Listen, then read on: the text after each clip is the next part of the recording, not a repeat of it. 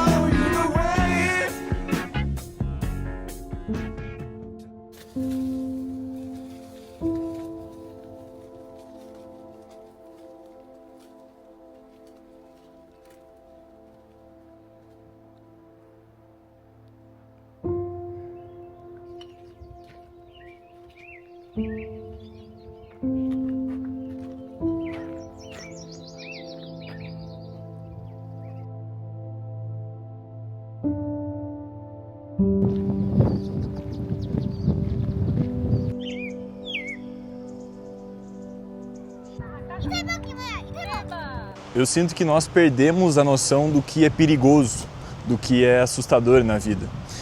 Alguns anos atrás, quando eu tinha 20 anos, eu fui morar sozinho nos Estados Unidos. Deixei minha família, meu antigo relacionamento e minha vida previsível, onde eu só ia para a faculdade, trabalhava de CLT, no final de semana ia com o carro rebaixado na praça beber cerveja e fumar com meus amigos e achava que a vida era isso. Abandonar toda essa minha vida previsível foi um trauma muito grande para minha vida, foi um confronto direto com a realidade. Na noite do meu voo, eu estava muito nervoso. Eu peguei o voo de São Paulo para Washington e chegando em Washington eram 9 horas da manhã. A cada hora que passava, eles adiavam cada vez mais o voo. E eu não sabia falar inglês, eu não sabia onde eu estava, eu não conseguia me comunicar e o pior de tudo, a bateria do meu celular acabou. E nos Estados Unidos o carregador, a entrada é completamente diferente do Brasil. Então eu estava sem me comunicar com ninguém enquanto o voo ficava atrasando cada vez mais. No meio desse meu estresse, eu cheguei para um gordinho que estava deitado num banco, eu tenho até hoje o Instagram dele. Eu cheguei e bati na perna dele. Hey buddy, how's it going? Ei cara, como é que você tá? Comecei a trocar ideia com ele em inglês, com o pouco que eu sabia, encarei a conversa e virei amigo dele dentro do aeroporto. Nessa época eu era um cara completamente tímido. Essa minha primeira exposição fez com que o gordinho me desse um carregador de presente sem eu pedir e foi lá e comprou um hambúrguer de presente para mim. E como eu estava o dia inteiro no aeroporto, entediado, estressado, eles ficavam adiando cada vez mais por causa do tempo, eu comecei a observar o que estava acontecendo. As pessoas estressadas, as crianças chorando, os caras brigando com o pessoal da companhia aérea. E um cara específico me chamou muito a atenção. E um cara que me chamou muito a atenção estava sentado desde o horário que eu cheguei até de noite lendo um livro chamado Cuba. Eu fiquei observando e tudo que estava acontecendo, o caos, crianças chorando, a única coisa que ele fazia era ler um livro, parado, não fazendo nada. E nesse momento que eu observava esse homem, eu lembrei de uma coisa que o meu avô, quando tinha mais ou menos uns 80 anos, me falou que ficou guardado até hoje. Ele falava mais ou menos assim: desliga a televisão, desliga esse celular, olha pela janela, não há nada acontecendo. olha os passarinhos cantando, olha a chuva caindo no carro. Tudo isso que você está olhando na TV, no celular, ou te deixa mais burro, ou te deixa mais estressado. Meu avô era um cara aventureiro, serviu guerra, sobreviveu a enchentes, e lembrar dele, e lembrar das histórias difíceis que ele contava para mim, quando eu era criança, me trouxe a consciência o quanto nós estamos com uma tolerância tão baixa ao ridículo, ao estresse verdadeiro. Um ambiente igual um aeroporto, completamente controlado, com câmeras, com fast food, com Wi-Fi, com bancos, com ar-condicionado e um monte de pessoa estressada porque um voo estava atrasando, inclusive eu.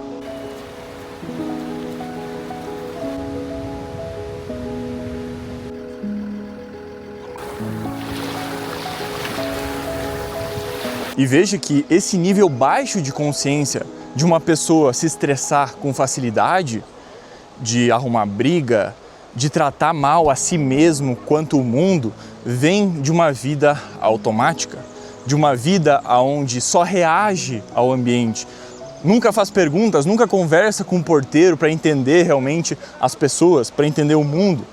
É simplesmente reagindo todas as circunstâncias da vida, achando que o mundo deve algo para essa pessoa. Tanto que o celular hoje, ele serve como uma anestesia. Você usa ele por alguns minutos e você tira esse confronto com a realidade. Você tira a sua capacidade de observar o mundo.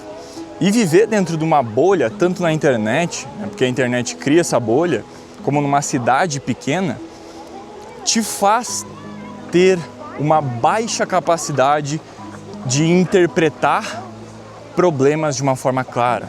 E isso tanto nos seus negócios, no seu trabalho, nos seus relacionamentos, porque é uma visão limitada de algo que você está vivendo. Você não tem uma visão macro, é uma visão micro. Uma outra coisa que me chamou a atenção aquele dia foi ver meninas mexendo no celular, sentadas no banco do aeroporto enquanto tinha idosos de pé. Isso é uma coisa muito básica, mas eu vejo que tira esse contato, o celular, com a experiência real. E muitos de vocês devem estar se perguntando, mas Bajete, eu não tenho dinheiro hoje para viajar para fora, sair da minha cidade. Como é que eu posso começar a mudar a minha vida sem ter dinheiro hoje para isso? Calma que a coisa é muito mais profunda do que simplesmente viajar sozinho. Vamos falar sobre isso agora.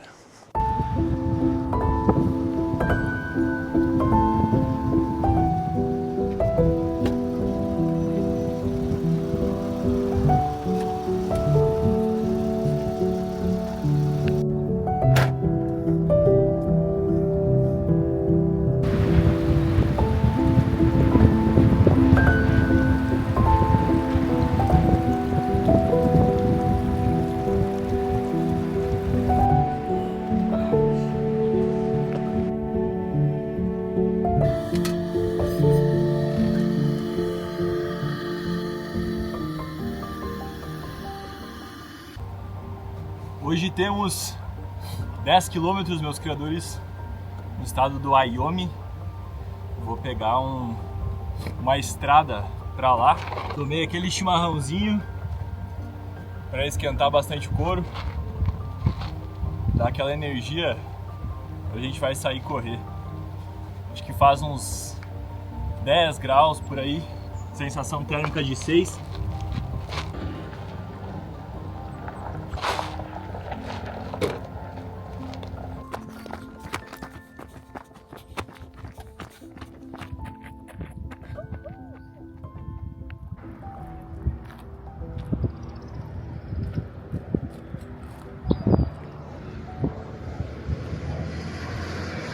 Eu achei essa ideia do gás desse fogão genial. Até se tu viaja de carro, em qualquer lugar tu pode levar um desse aqui e fazer comida na estrada. Muito prático. Obviamente tem que ter as panelas, mas aí se tu tem o gás, tu conecta ali e cozinha de boas. Vou fazer agora uma batata doce, carne moída, montar o pratão aí.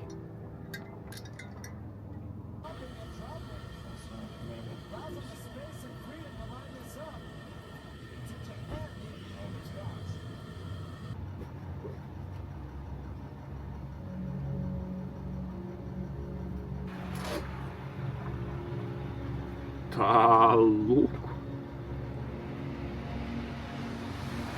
Botar um queijinho junto ainda. Vou mostrar um pouquinho para vocês, meus criadores, o acampamento que eu tô ficando aqui em Montana. Tem esse lago aqui e eu tô ficando lá no meio. Lugarzinho para cozinhar, calmo, só tem velhinho aqui hospedado. Eu vou conversar um pouquinho com vocês ali na pedra e depois a gente vai pegar um caiaque daqueles lá, não sei se é caiaque o nome, para ir no meio do lago finalizar o vídeo. Esse mundo previsível que eu vivia na minha cidade natal, como eu estava falando para vocês, começou a desmoronar em cada hora que eu me aproximava de Seattle, onde eu ia estudar. E nessa cidade de Seattle eu conheci um coreano chamado Jin-woo, que me apresentou um livro chamado Self-Reliance, que traduzindo é autossuficiência. Esse livro mudou muito a minha percepção de mundo. Esse meu amigo Jin-woo, que era coreano, ele era um cara extremamente independente, diferente da família dele e diferente da cultura dele, né? Os coreanos em geral tendem a fazer as coisas mais em grupo. E ele abandonou a Coreia para estudar nos Estados Unidos também. E ele me falava mais ou menos assim: Henrique, uma das principais habilidades para tu desenvolver no mundo de hoje é você ter agência. Basicamente, a agência é a sua capacidade de agir com intenção, sem que não tenha ninguém te mandando fazer aquilo. E teve uma noite específica que a gente estava sentado no chão, jantando, que ele falou mais ou menos assim: cara, seu pai, a sua mãe, a sua namorada, eles sempre vão te dizer o que é melhor para eles, né? Você tem que saber o que é melhor para você. E se teu pai disse que é perigoso ir para outro país sozinho, pega e vai e vê se é realmente perigoso. Se sua mãe diz que correr na chuva vai te dar gripe, vai e corre na chuva e testa da experiência. Se seus amigos aí estão falando que as mulheres não prestam, vá e converse com as mulheres. Não fique criando um monte de ilusão e realmente agindo como um papagaio, repetindo coisas que você aprendeu com o teu pai, com teus amigos, com a tua namorada. Vá e teste, se limpe de tudo. Vá e teste com as suas próprias mãos. Você aprende muito mais observando os outros quanto a si mesmo do que ouvindo outras pessoas, né? De certa forma, o pensamento dos outros vem sempre enviesado, né? Vem com base na experiência da pessoa e não com base na sua própria experiência. E isso vale para você que consome os meus conteúdos também.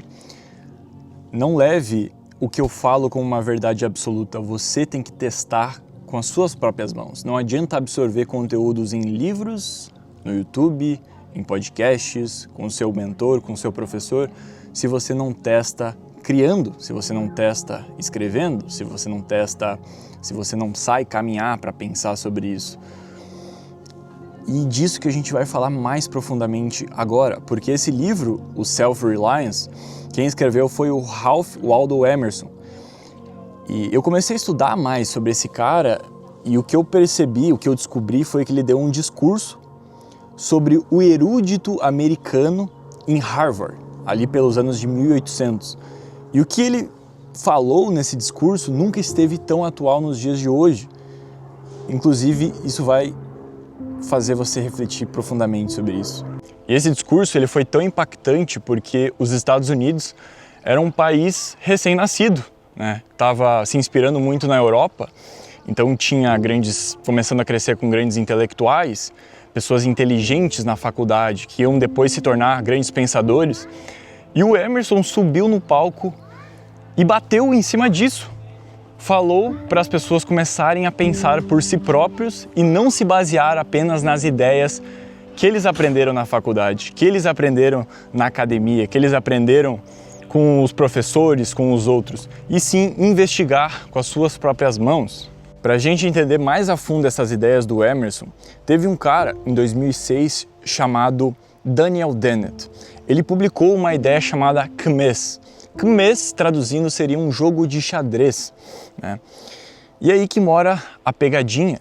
A maioria das pessoas passa a vida inteira jogando esse mês. E esse jogo simplesmente não existe. Imagina que você entra na faculdade de nutrição. Você quer se tornar um nutricionista? Você aprende com um professor, que quando esse professor nasceu ele não sabia nada, e ele aprendeu com outro professor que quando nasceu também não sabia nada, e esse professor aprendeu com outro professor que também quando nasceu não sabia nada, e assim todas essas ideias progressivamente vão sendo transmitidas para você. Você se forma, você cria as suas ideias com base nesse mundo acadêmico, você forma a sua bolha, o seu grupo, então você consegue o diploma, a especialização, e desenvolve as suas ideias sobre nutrição. Vamos lá que você quer defender que comer de 3 em 3 horas é bom. Então você publica artigos sobre isso.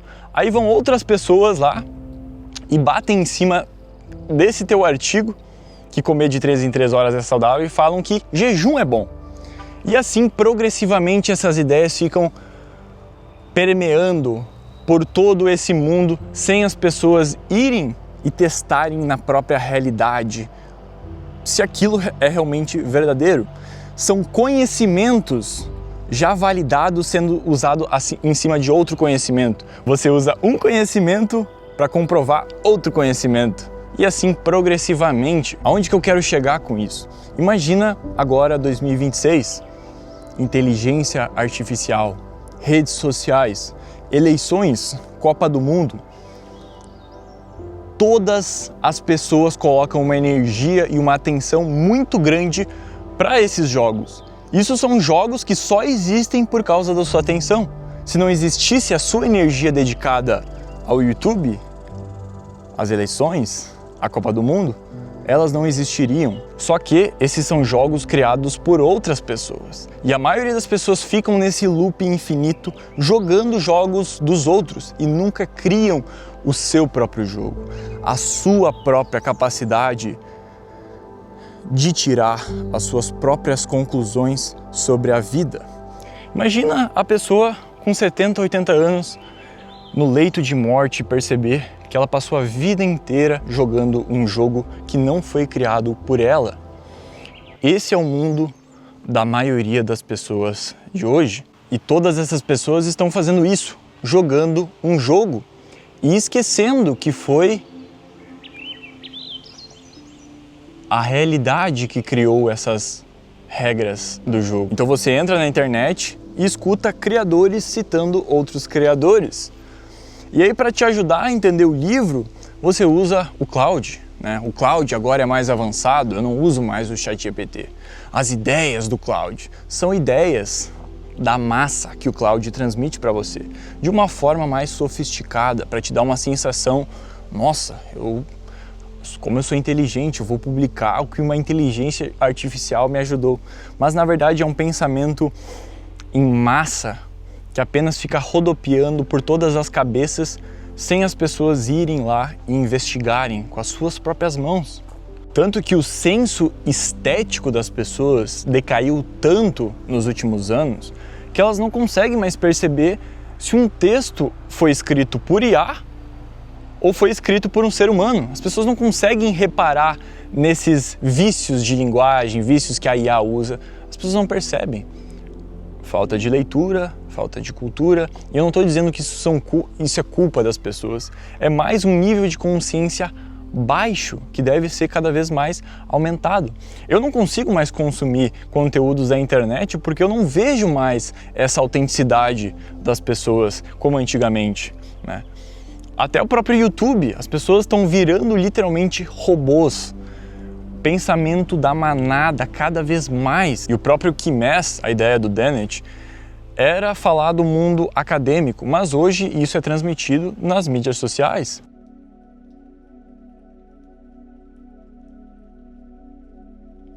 Tanto que eu sou culpado disso também. Essas minhas viagens sozinho, explorando os lugares de van, sem Wi-Fi, conhecendo novas pessoas, observando, tem me feito criar as minhas próprias conclusões sobre a vida. It's Brazilian. Io sono andato a chiedere tutto quello che quella mi diceva guarda There's a quando little io bit with caffeine. riguardo nei 6 mesi. So Is it a tea? yeah, it's considering a tea. This is like a straw, but it's Quella mi mola, ha detto dentro. devi portare i fogli domani e vedere se ti danno qualche permesso speciale. So Mi hanno mandato a portare una stanzina e cose per ritornare in Italia. do you wanna try? Per la lingua e poi sì. It's okay with your straw. La capa di tutti You don't lose the straw.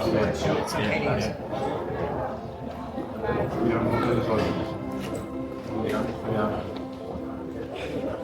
Ora se mi fa l'esame scritto That's different. It's bitter. Yeah, but it's like nothing I've ever mi tasted. sfrutto, It's sort mi of hanno like fatto eating manco grass. volta all'aeroporto.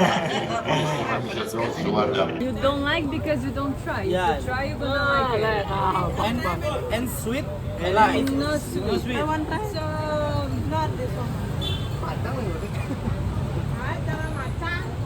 not matcha. You have to drink, it's water. Or stronger. Strong, of course. Look at this. Very strong. Strong. Tá um lixo. Agora eu tô que nem teus professores.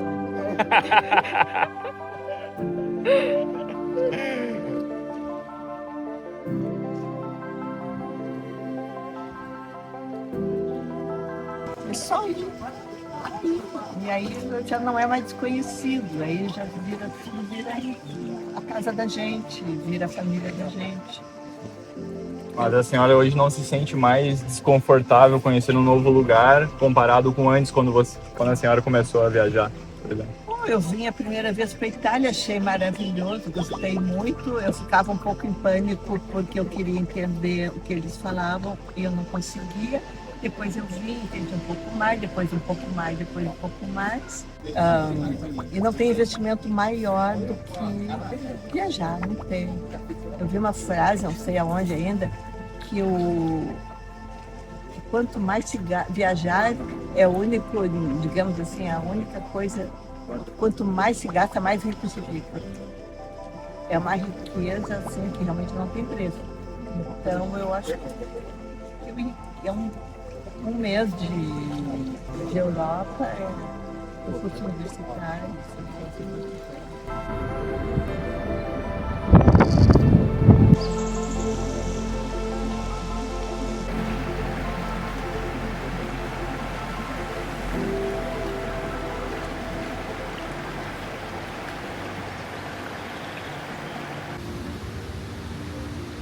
A solução para esse piloto automático, essa desconexão, é você se aventurar pelo mundo. E se aventurar pelo mundo não significa meter o louco agora, sair da tua cidade de Natal, largar trabalho, faculdade e morar em um lugar completamente diferente. Não estou falando sobre isso. Você tem um contato maior com a realidade observando as coisas do seu cotidiano, saindo mais de casa sem o celular, fazendo coisas fora, tendo hobbies. Não adianta colocar bloqueador em rede social. Eu já falei várias vezes, são investidos bilhões de dólares para tornar esse processo de vício infinito.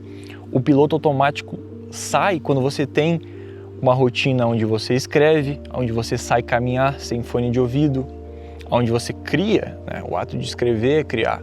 Quando você faz mais perguntas para as pessoas, seja interessado pelas pessoas, pergunte mais por que ela pensa dessa forma que ela pensa, por que o céu é azul, perguntas que o Leonardo da Vinci, um dos maiores gênios de todos os tempos, fazia, por que a cor do lago é azul, por que existem tantas espécies de árvores, de animais.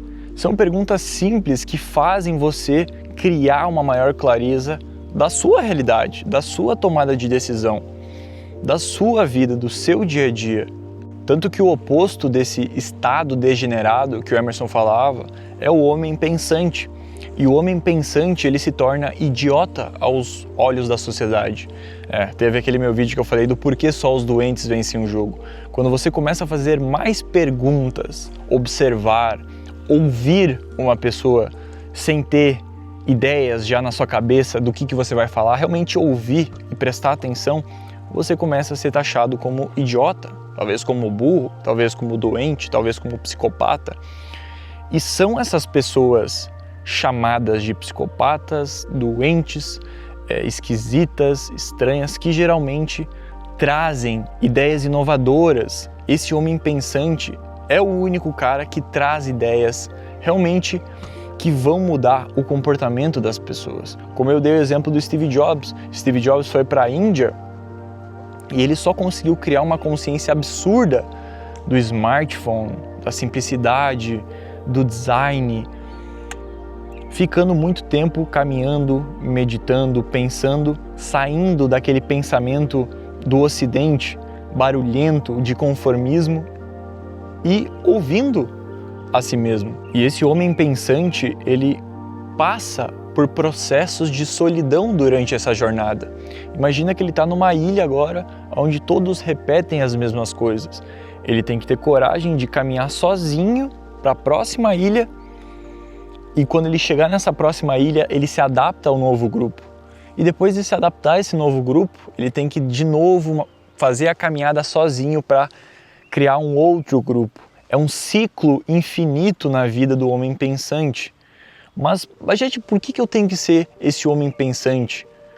Qual que é a lógica disso? Esse homem pensante, em vez de se preocupar com a aparência e com o que os outros vão achar, o homem inteligente olha para dentro. Ele não compete para impressionar ninguém, compete só pelo próprio respeito. E essa é a maior honra que existe. Ele para de aceitar o mundo do jeito que os outros contaram para ele e passa a conhecer o mundo do jeito que realmente é, na pele, por experiência própria. Ele sente o sal do mar não por ter lido um livro sobre isso, mas por ter mergulhado no oceano. Ele olha para dentro, ele aprende mais sobre os outros. Ele repara nas grandes obras de arte. Elas ressoam na gente justamente porque revelam sentimentos que a gente conhecia, mas guardava em segredo por medo de ser estranho. O homem pensante tem coragem de confessar essas conclusões. E é exatamente essa coragem que leva ele à grandeza. Quanto mais privado é um pensamento, mais universal ele é. E essa autenticidade que tantas pessoas falam está cada vez mais em falta, porque existem muitas pessoas querendo apenas se adaptar àquilo que já existe para causar uma boa impressão. E como eu disse, as melhores ideias, as melhores obras, todas elas tiveram fases de solidão, fases de construção interna, para depois ser transmitido para o mundo. Isso é algo que nenhuma IA consegue fazer, nenhum robô consegue fazer. Nenhum pensamento da manada consegue fazer. O homem pensante encara o medo, ele investiga a origem do medo. E o medo nasce da ignorância. Então, ao aprender com o mundo, a gente fica mais corajoso. Emerson diz que a gente vive como um avestruz enfiando a cabeça no chão. Claro que é mais seguro embaixo da terra, mas não é vida.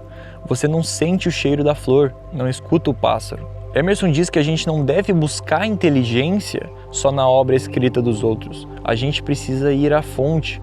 Quando você conversa com gente fora das suas fronteiras, você coleta essas pedras. E pelo ofício, escrevendo, pensando, pintando, você transforma essas pedras em monumentos. Eu e você, nos próximos 2 anos, podemos consumir exatamente os mesmos conteúdos, podcasts, livros, filmes. E depois desses 2 anos, a gente vai morar no meio do mato, por uma semana. Primeiro você passa uma semana, você vem até mim e me fala tudo o que você vivenciou, sentiu, pensou, experienciou, criou. E depois eu vou lá viver os 7 dias. Eu venho até você e vou contar experiências completamente diferentes. Morando no mesmo lugar, morando na mesma floresta. Os cientistas, eles descobrem algo que já existe. A gravidade, publicam artigos. A criação, a gente traz a realidade. Através dos nossos sentimentos, da nossa experiência, da nossa visão de mundo, a gente se expressa, a gente traz a vida. A gente é um canal entre o céu e a terra, transmitindo isso para o mundo. Mas Bajete, isso significa que eu não posso ler nenhum livro mais, não posso ir à faculdade? Como eu falei, todo o conhecimento hoje que eu transmito para vocês, que eu consigo me expressar, que eu consigo criar os meus negócios, escrever meu livro, tem muitas ideias baseadas em outros criadores, mas com base nas minhas caminhadas, nas minhas viagens sozinhos, no meu contato com a realidade, eu formulo essas minhas ideias. Eu consigo tirar as minhas próprias conclusões sobre a vida. Como eu estava falando que esse homem pensante começa a se sentir sozinho, excluído, esse homem pensante também vai sentir dor, trauma. E o trauma, a dor, é algo importante nessa jornada. É algo necessário que nos impulsiona para frente. A dor é algo que empurra a gente para frente. Ela nos joga no novo. Ela fratura o nosso apego às velhas ideias. Sem esse desconforto, a gente fica feliz em continuar exatamente igual para sempre. Na mesma vida medíocre, com as mesmas ideias, com os mesmos amigos, com os mesmos apegos. Tem uma pintura que me inspira muito nessa questão de encarar o medo, encarar o desconhecido, a dor, que é o andarilho sobre o mar de névoa. Olha por alguns segundos essa obra e me diz aqui nos comentários o que você sente quando olha para esse homem parado, observando o que tem na sua frente. O cara que pintou esse quadro era o David Friedrich. Era um alemão que sofreu por muitos anos de depressão, solidão, ansiedade. As suas obras tocavam milhares de pessoas pela própria autenticidade. Ele dizia que o pintor não deve pintar o que ele enxerga fora, né, no mundo externo, mas sim o que ele está enxergando dentro de si mesmo. Toda vez que eu vou me jogar no desconhecido, em algum lugar novo, em alguma habilidade, um novo idioma, conhecer uma nova pessoa, eu gosto de olhar para essa imagem. É como se ele estivesse, eu até me arrepio enquanto eu falo isso, eu estava olhando para a imagem agora, que é como se a pessoa estivesse encarando a névoa, o desconhecido, e ele está de costas para o passado, para as ideias passadas, aquilo que não pertence mais a ele. E esse andarilho precisa ter coragem. Ele está entrando numa nova fase da sua vida. Ele está entrando numa nova missão que vai exigir muito dele. Caraca, olha isso aqui. Isso é incrível, cara. Eu adoro essa imagem. Para a gente finalizar essa nossa conversa falando sobre acreditar nas suas próprias ideias, sair da bolha, passar por essa fase de dor, vamos falar sobre a rodoviária de Helsinki, uma das teorias que mais me influenciaram nessa questão de acreditar mais nas próprias ideias, de desenvolver essa confiança. Imagina que hoje você vai pegar um ônibus aí na rodoviária da sua cidade. Nessa rodoviária existem várias plataformas, plataforma 5, 17, 22. Todos esses ônibus, eles passam por uma rota igual, em torno de 2 km, e depois eles vão para caminhos diferentes. A sua plataforma é a plataforma 5 e cada parada é 1 ano na sua vida criativa, até chegar no seu destino final. Imagina que você quer ser youtuber. Então você entra no ônibus da plataforma 5. Você vai lá e tem a primeira parada para um evento de business, um evento de marketing, um evento de networking. Você vai até esse evento. Como você é youtuber, você escuta as outras pessoas, você fala sobre o seu assunto, fala sobre autoconfiança, fala sobre disciplina. E alguém nesse evento chega em você e fala: irmão, eu acho que isso aí que você está falando já está saturado. Tu não viu que o Wesley Del Nogari já está falando isso há 2, 3 anos? Tu não viu que o Rafael Grata já viralizou um monte de vídeos sobre isso? Você termina um evento triste, vai até a rua, pega um táxi e volta para a rodoviária para escolher outro ônibus. A ideia é que a maioria das pessoas, elas chegam numa parada e sempre retornam. E é esse o ponto da analogia. Toda vez que você permanece no ônibus, você fica no ônibus, as suas ideias começam a se tornar únicas. Começa a conectar diversas ideias. A sua forma de se expressar se diferencia de todos os demais. A sua visão de mundo sobre criação muda comparado com todos os outros. Mas você só consegue desenvolver isso ficando na merda do ônibus. Enquanto todos os outros estão falando que está saturado, que isso é perca de tempo, que isso aí é bobagem, o ônibus para e você não desce dele.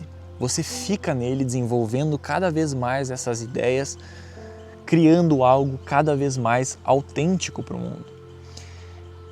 E essa é a ideia da analogia. Quando você começa algo, aquilo é completamente nebuloso, você não sabe muito bem o que está fazendo, então você continua. Novas ideias reforçam essa aí que você já está trabalhando. Com a Create, a minha filosofia, o cria ou será criado, lá atrás, eu não sabia muito bem o que estava falando. Ei, meu celular. Lá atrás, eu não sabia muito bem o que estava falando. Mas com o passar do tempo, essas ideias começam a amadurecer e começam a fazer muito mais sentido na sua cabeça. Tanto para você quanto para o mundo.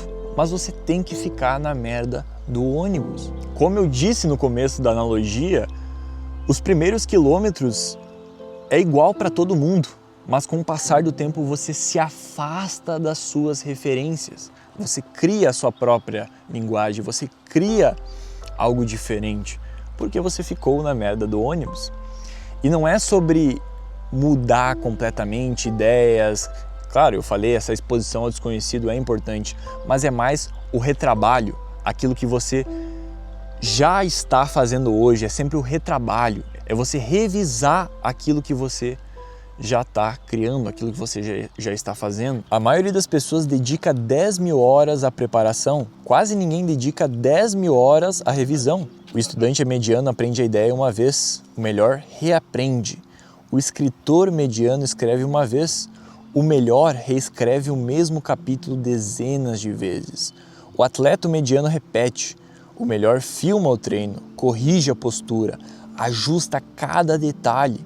O criador mediano pula de projeto, o melhor permanece no mesmo, eliminando o que não presta, reforçando o que funciona e refinando até nascer algo único. Agora se pergunta qual ônibus você vai entrar para explorar o mundo e criar as suas próprias ideias, para que elas cada vez mais amadureçam, causam impacto tanto em você mesmo, como um ser humano melhor, como uma pessoa mais calma, uma pessoa mais inteligente que consegue interpretar melhor as situações, quanto uma pessoa que consegue transmitir isso para o mundo. No começo tudo parece nebuloso, mas conforme você continua, você começa a conectar os pontos, inclusive com os teus traumas do passado, com as pessoas que cruzaram teu caminho.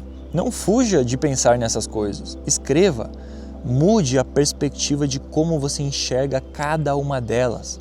Coloca no papel e repara como tudo se conecta. A vida está se desenrolando perfeitamente. Você só pensa demais quando não segue a sua intuição. E essa intuição fica mais nítida com a observação, com a contemplação, com a criação. Por hoje é isso, meus criadores. Deixa o like, se inscreve. E se tu quer realmente fazer parte de um grupo de pessoas criadoras que estão sempre conectadas, pensando, criando, lendo, estudando, desafio Cria ou Será Criado, menos que o preço de uma pizza, tu não vai se arrepender, está aqui na descrição. Minha newsletter é gratuita também, que eu escrevo conteúdos semanalmente. E não esquece de comentar, crie mais.